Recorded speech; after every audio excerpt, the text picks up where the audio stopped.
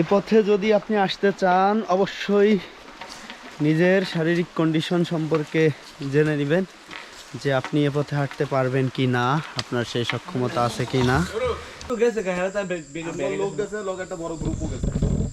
আমরা এখানে কয়জন আছি?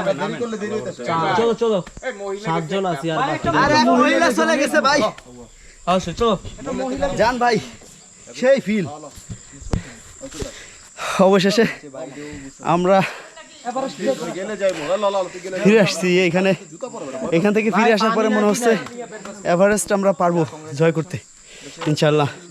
এই দেখেন কিভাবে মানুষ নামতেছে, মানে নামা শুরুটাই এরকম, একটু ওদিকে ক্যামেরা, মানুষ নামা শুরু করছে, শুরুর জায়গাটা হচ্ছে এরকম।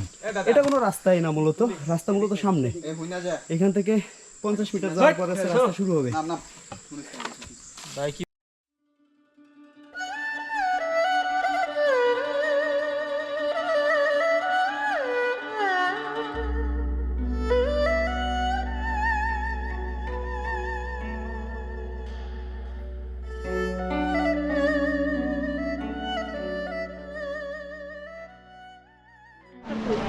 আজকে জীবনে প্রথম এক বিশেষ ধরনের ট্রেকিংয়ে আসছি। এখন বাজে হচ্ছে 5:30। আমরা আছি বাঘের মুখ খ্যাত যে জায়গাটা, সেই জায়গায়। এখান থেকে এখন ট্রেকিং শুরু করব। রাত নাকি 10টা বাজতে পারে যাইতে যেতে। রাতে আমাদের পাহাড়ি রাস্তা হাঁটা অভ্যাস নাই। আমরা যাচ্ছি সাউদাংপাড়া।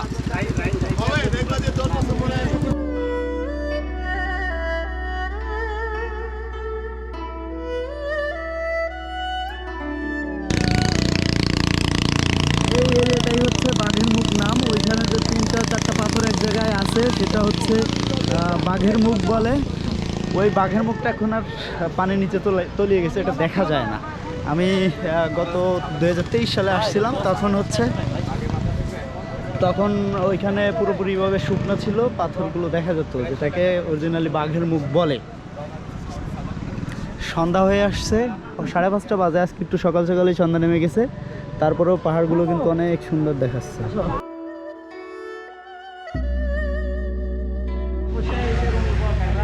আমরা এখন এই পাড়ার নাম কি? এটা কোনো পাড়া না, না এটা শুধু 2টা দোকান। এটা এই যে মানুষ থাকে, ঘুমাইতে পারবে। আচ্ছা, তার মানে আমরা হচ্ছে এখান থেকে কেনাকাটা করবো। এই যে এটাই দোকান, এখানে কেনাকাটা করবো। তারপর হচ্ছে আমাদের ট্রেকিং রুট এইটা। একটু পরে হয়তো ক্যামেরায় আর দেখা যাবে না, কারণ অলরেডি সন্ধ্যা হয়ে গেছে, অন্ধকার নেমে আসছে। এই রাস্তা দিয়ে পাহাড়ের উপর উঠে যাবো, পুরো বিশাল বড় পাহাড়।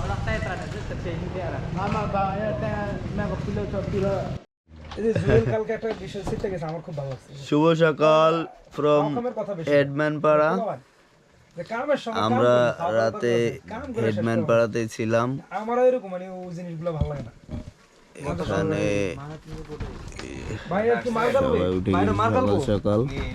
সকাল সকাল না, অনেক লেট করে উঠছি। সকালের খাবারের প্রস্তুতি চলছে। আমরা যে ঘরটাতে ছিলাম, ঘরটা যথেষ্ট পরিষ্কার পরিচ্ছন্ন। এই যে ঘর মালিক দাদা, আপনি ঘর মালিক? দাদার নাম কি? তানিয়া। দাদা আছে ঘর মালিক। দাদার বারান্দা যেটা, সেটা কিন্তু অনেক সুন্দর একটা ভিউ পয়েন্ট হিসেবে স্বীকৃত। মেঘগুলো সকালবেলা মাশাআল্লাহ, পাহাড়ের ভাঁজে ভাঁজে মেঘগুলো জমে আছে।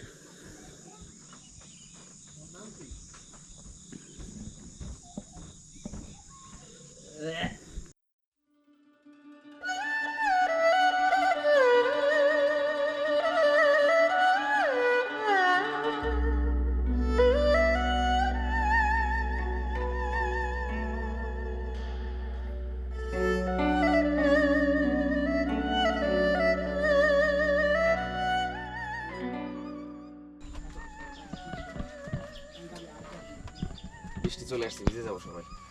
তাহলে তো ওয়াটার কেস নিয়ে বেরোতে হবে আমাকে।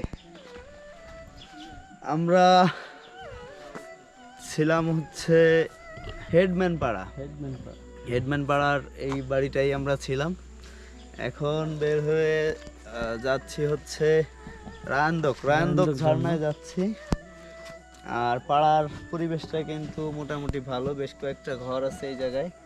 যদিও এই পাড়ায় ঘর কম, ওই পাশে যে পাড়াটা আছে সাউদাং পাড়া, ওই পাড়ায় হচ্ছে ঘর বেশি। সাউদাং পাড়ায় আমাদের থাকার কথা ছিল, আমাদের এইখানে আসার উদ্দেশ্য ছিলই যে আমরা রাতে সাউদাং পাড়ায় থাকবো, কিন্তু ওইখানে থাকার মতো জায়গা ছিল না, কারণ মানুষ অনেক বেশি ছিল। একটু মানুষ অনেক বেশি থাকায় আমরা ওখানে থাকার মতো জায়গা পাইনি। তারপরে হচ্ছে সবাই মিলে আমরা আরেকটু সামনে হাঁটতে হাঁটতে চলে আসছি হেডম্যান পাড়া। হেডম্যান পাড়ায় এসে আর কি থাকলাম। এখন পাড়ার যে ঘরগুলো, এখানে অল্প কয়েকটা ঘর মাত্র। সবকিছু মিলিয়ে পাহাড়ের যেই জায়গায় হচ্ছে এই পাড়াটা, পাহাড়ের প্রতিটা পাড়াই সুন্দর, কিন্তু এই পাড়াটা একটু বেশি সুন্দর লাগতেছে কারণ এটা পাহাড়ের একদম চূড়ায়। আমরা হেডম্যান পাড়া ত্যাগ করতেছি, এখন আমাদের উদ্দেশ্য রাউন্দাক ঝর্ণা। আমরা রাউন্দাক ঝর্ণায় যাব, ওইখান থেকে হয়তো নাফাখুম, তারপরে আমিয়াখুম যাব। যদিও এখন এই জায়গায় আসার অনুমতি নেই, তারপর আমরা অনেক কষ্ট করে আসছি। বিজিবির চোখ ফাঁকি দিতে হয়েছে, পুলিশকে ওইখানে সঠিক তথ্য দিতে পারিনি, কারণ আমরা একটু অ্যাডভেঞ্চার ফিলটা নিতে চাচ্ছিলাম, এই জন্য সবাই মিলে চলে আসছি।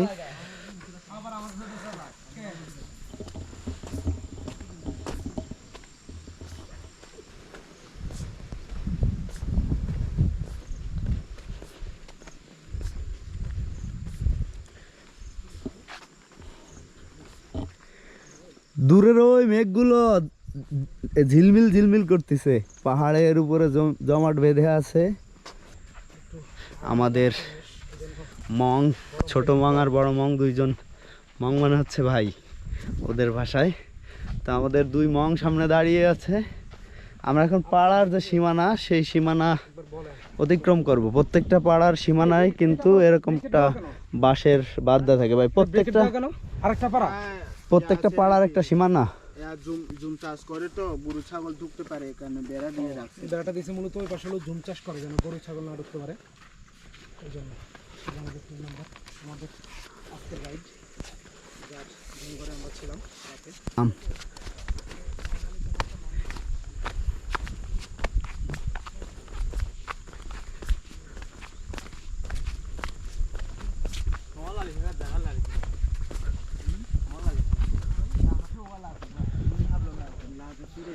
এই খাড়া পাহাড় বেয়ে এখন নিচে নামতে হবে। এই পাশে একটা জুম ঘর দেখা যাচ্ছে, এটা নতুন ঘর, এখনো ছাউনি দেওয়া নাই। আমরা মেঘ কিন্তু ঘিরে ফেলতেছে আস্তে আস্তে আমাদেরকে, গুড়ি গুড়ি বৃষ্টির মতো টের পাচ্ছি। দূরে পাহাড়টা পুরোটাই মেঘে ছেয়ে গেছে, হয়তো বৃষ্টি আসবে। এই খাড়া পাহাড় বেয়ে নিচে নামতে হবে, আবার ওইখান থেকে উপরে উঠতে হবে। পাহাড়ে আসলে এরকমই, আপনি যখন পাহাড়ে আসবেন তখন হয়তো আপনার একবার উপরে উঠতে হবে, একবার নিচে নামতে হবে। এইভাবেই পাহাড়ে ফিল নিতে হয় এগুলোর। এখানে জুম চাষ করছে, এই জুমে কিন্তু তারা একসাথে একাধিক ফসল চাষ করে। যেমন এইখানে আমরা দেখতে পাচ্ছি এটা শসা গাছ, সম্ভবত মারফা যেটা সেটা।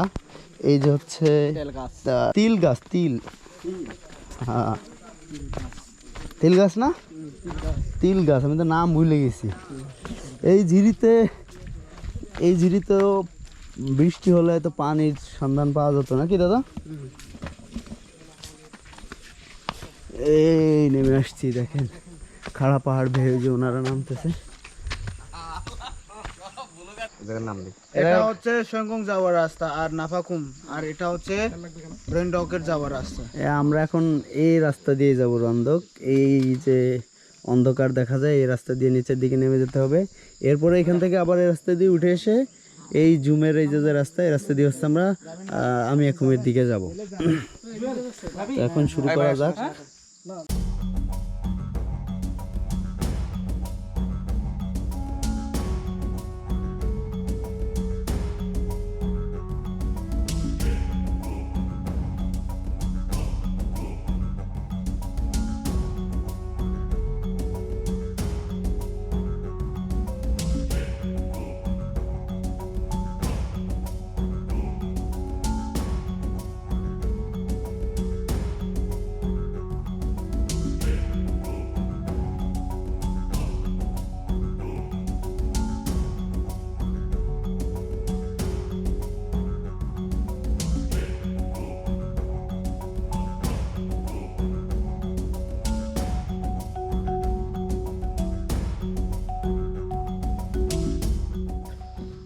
নামতে নামতে অনেক দূর নামছি, নামার রাস্তা তো দেখলেন কেমন।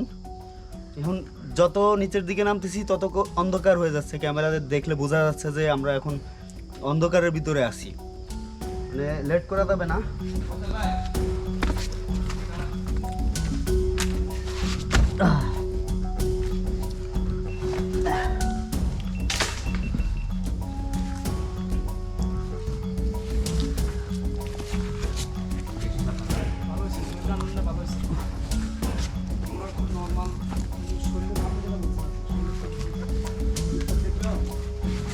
মনের দিকটা চেষ্টা হবে। আমার তো না ওই দূরে দেখেই ভয় লাগতেছে। বাঁশ লাগবে, বাঁশ। বাস দিবে দিবে। বাস লাগবে।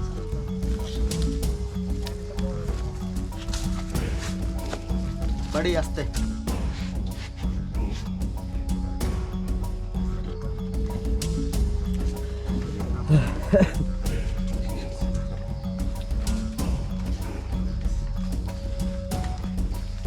মানে এই জায়গাটা এত রিস্কি ভাই। দেবি। ওকে, নো প্রবলেম, সাবধান।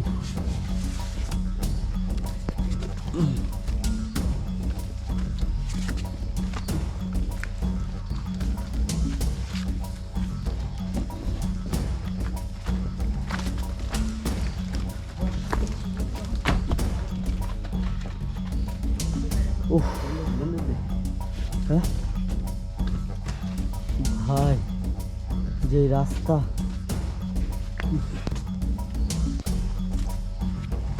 কি বলবো আসলে এখানে ভিডিও করার মতো আর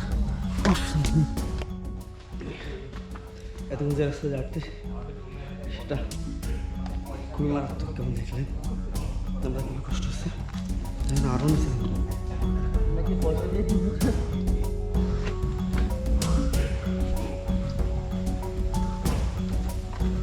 এতক্ষণ খাড়া ঢালবে, নামার পরে নামার রাস্তা তো দেখলেন কেমন। এখন সুন্দর একটা পাহাড়ি বাঁশ বাগানের ভিতর দিয়ে যাচ্ছি।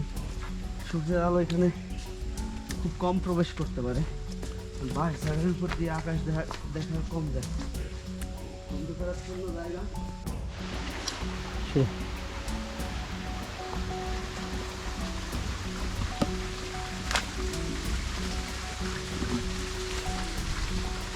শিকড়ে পাওয়া স্লিপ করে। ও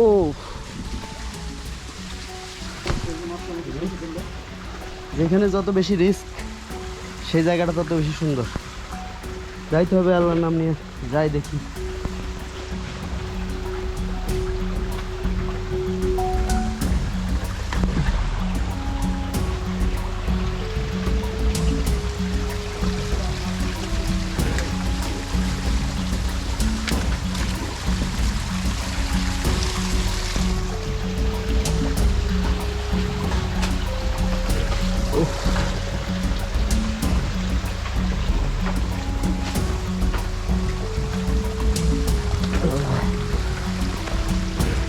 কাদা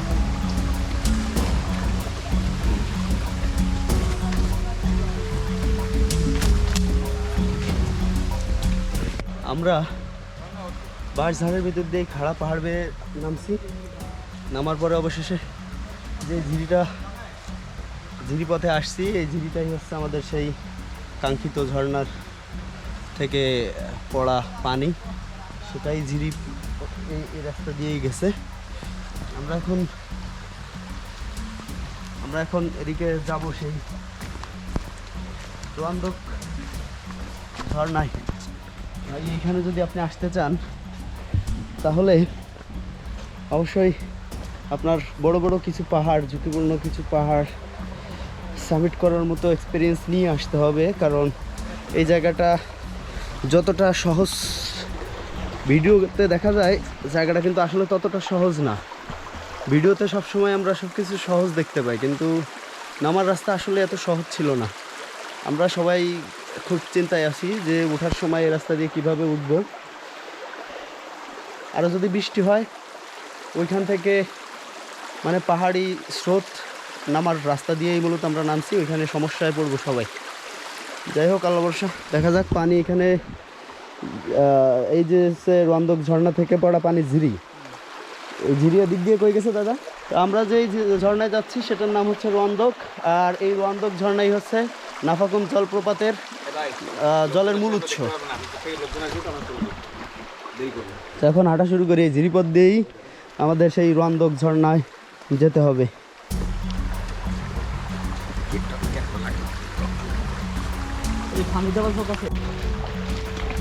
এই ঝিরিপথ দিয়েই হাঁটতে হবে। আর কতক্ষণ হাঁটা লাগবে দাদা? 1 ঘন্টা। এই পুরোটাই কি ঝিরিপথ? তাহলে এই ঝিরিপথ দিয়ে আরও 1 ঘন্টা হাঁটতে হবে। 1 ঘন্টা হাঁটার পরে আমরা সেই রন্দক ঝর্ণায় যেয়ে পৌঁছাবো। আবারও বলি, রন্দক ঝর্ণা হচ্ছে নাফাখুম যে জলপ্রপাত আছে সেই জলপ্রপাতের উৎসমুখ। এইখানকার পানি যেই হচ্ছে নাফাখুমে পড়ে।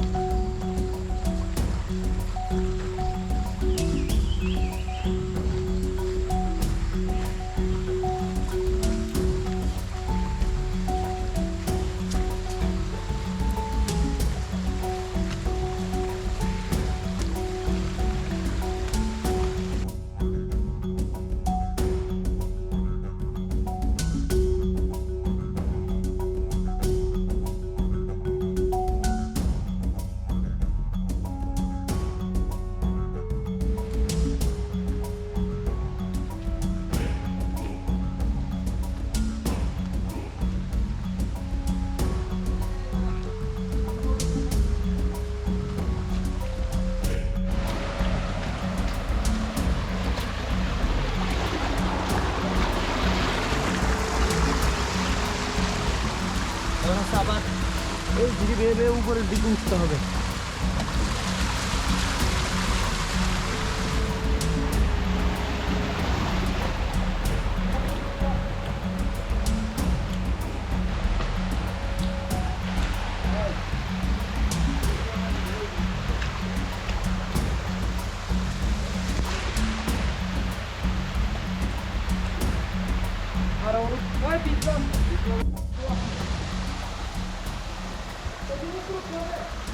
এদিকে যেই ঝর্ণাটা আছে সেটা অনেক বড়, এর উপরে দেখা যায় ওই দূরে আরও ঝর্ণা আছে অনেক উপরে, কিন্তু এটাও আমাদের লক্ষ্য না। আমাদের লক্ষ্য দিকে আরও গিরিপথ দিয়ে যাইতে হবে, আরও ভিতরে যাইতে হবে, একটু রাস্তাটাও একটু নির্জন অন্ধকার গিরিপথ দিয়ে একটু হাঁটতে হবে।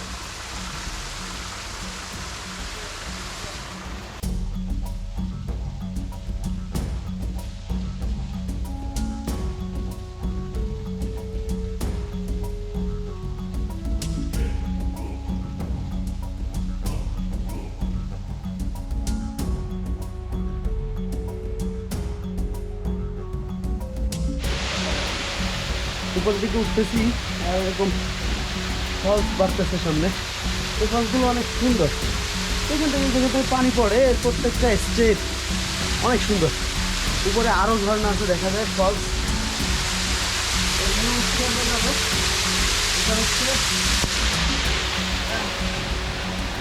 এটা হচ্ছে নাফাখুম যে জলপ্রপাত সেটার উৎসমুখ। এই ওয়াটার যে এই হচ্ছে আপনার নাফাখুমে পড়ে।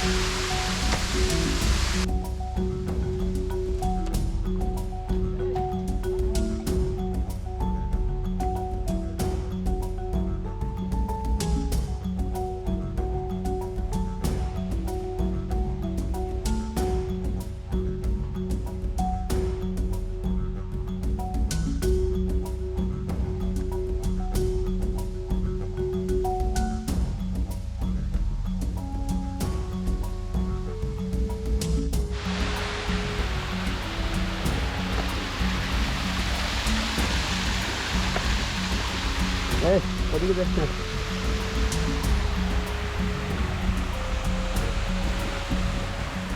আমরা উপরের দিকে উঠতেছি এরকম খাড়া। এখান থেকে উঠে খুব কষ্ট হচ্ছে, নামতে বেশি কষ্ট হবে বোঝা যাচ্ছে। আবার এরকম বেশ কয়েকটা ফলস কিন্তু আমরা পাইছি অলরেডি সামনে। দেখুন কত সুন্দর।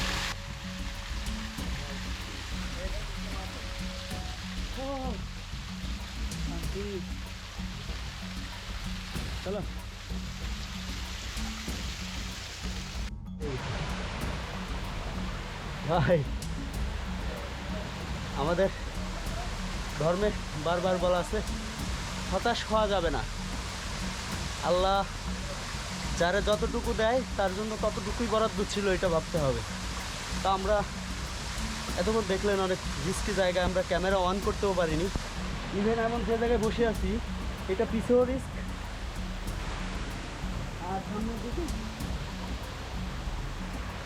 আর সামনের দিকেও দেখুন কেমন জায়গায়, এমন জায়গায় পুরো রাস্তাই এরকম।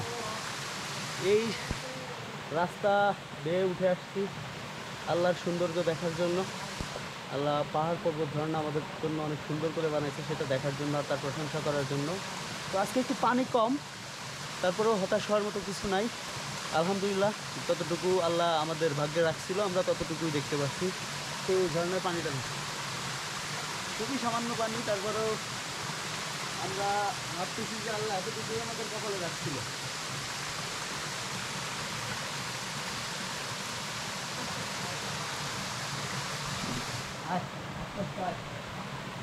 ভিডিও অন থাকবে, ভিডিও বন্ধ করিস না।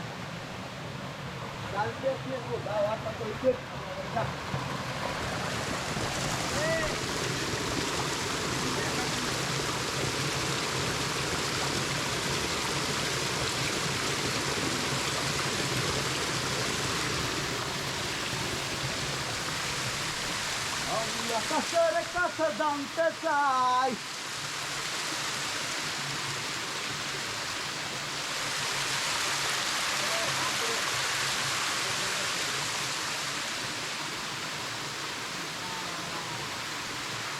আসে পুরো আসে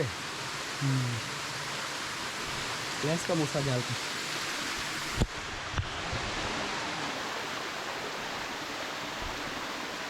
বর্ষা হোক দেখি যদি পানি বাড়ে বৃষ্টিতে, বৃষ্টি না বসবো ঘন্টা কাটে।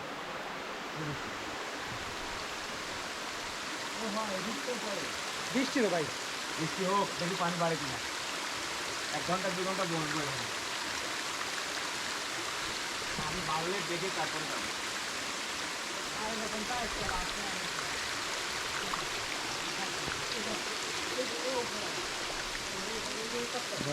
অনেক কিছু যদি ভাসছে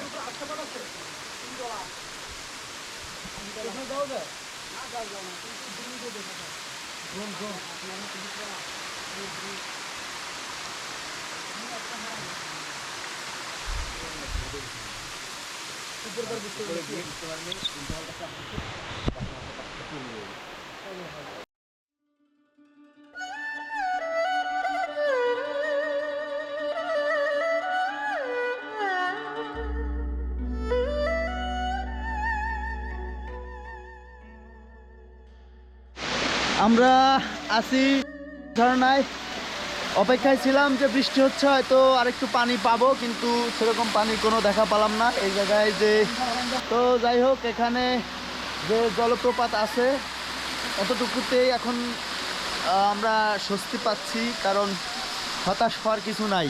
পাহাড়ে সব সময় পানি থাকবে না ঝর্ণায়, এটাই স্বাভাবিক। উপরের দিকে দেখাই,